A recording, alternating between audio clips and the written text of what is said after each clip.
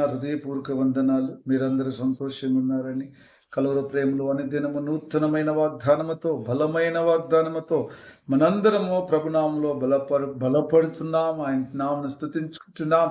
ఆయనకు కృతజ్ఞత స్థుతులు చెల్లించుకుంటూ ఆయన నామానికి ప్రియమైన బిడ్డలుగా ఉండటానికి దేవుడు మనకి కృప ఇచ్చినందుకు ఆయనకే ఘనత, మహిమ, ప్రభావములు కలగాలని ప్రభు అయిన యేసయ్య ఇచ్చిన కృపను బట్టి ఈరోజు ప్రభు మనందరినీ ప్రేమించి మనకిచ్చినట్టు వాగ్దానము రూతు గ్రంథంలో 2వ అధ్యాయం 4వ వచనం. యెహోవా నిన్ను నీ కుటుంబాన్ని ఆశీర్వదించునుగాక. ఆమేన్.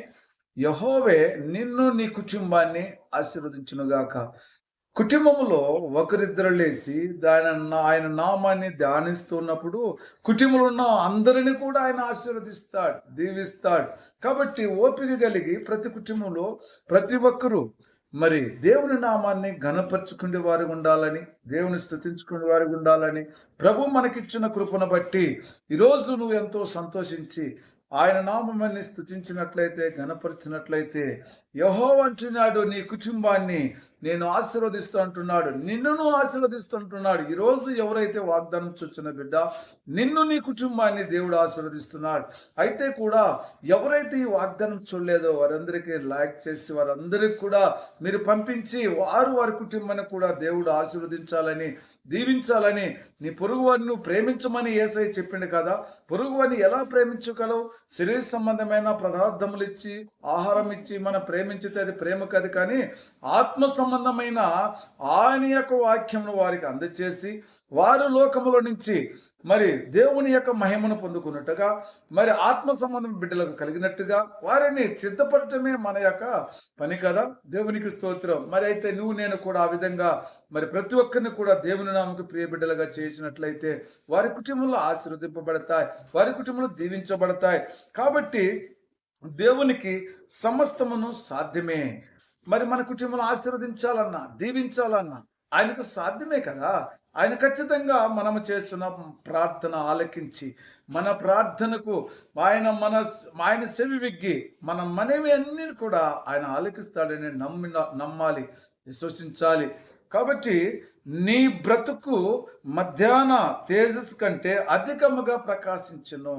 నీ బ్రతుకు, నా బ్రతుకు కూడా ఈ లోకములో మనం ఎప్పుడు కూడా దేవుని యొక్క తేజస్సు మనలో ఉన్నట్లయితే అది మధ్యాహ్న కాల తేజస్సు కంటే అధికముగా మన కుటుంబంలోనూ మనలోనూ అది అధికముగా ప్రకాశింపచేయును. దేవునికి స్తోత్రం. అలాంటి గొప్ప దేవుడు ఈరోజు మన మధ్యలో మనతో మాట్లాడుతున్నాడంటే ఈరోజు నువ్వు సంతోషించవా?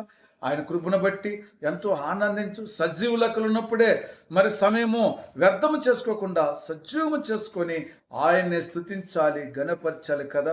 కాబట్టి యెహోవా ఆయన అంటున్నాడు మరొక మాట కూడా, యెహోవా నీకు తన సన్నిధి కాంతిని ప్రకాశింపచేసి నిన్ను కరుణించునుగాక. యెహోవా ఆయన సన్నిధి కాంతి. ఈ లోకంలో అనేకమైన కాంతులు ఉన్నాయి, అనేకమైన వెలుగులు ఉన్నాయి. ఆ వెలుగులన్నీ కూడా మనములను ప్రకాశింపచేయలేవు. తన సమయము సందర్భంలో అవి వెలిగిస్తాయి, తర్వాత వాటి ప్రకారం అవి వెళ్ళిపోతాయి.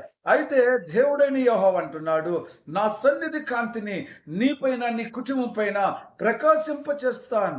అది మధ్యాహ్నం కంటే అధికమైన ప్రకాశించి మీ కుటుంబాన్ని ఆశీర్వదించబడడానికి నీ హృదయములో ఏదైతే చీకటి శక్తులు ఉన్నాయో అవన్నీ కూడా లయం చేసి నీ హృదయాన్ని నేను ప్రకాశింపచేయగలవాడని.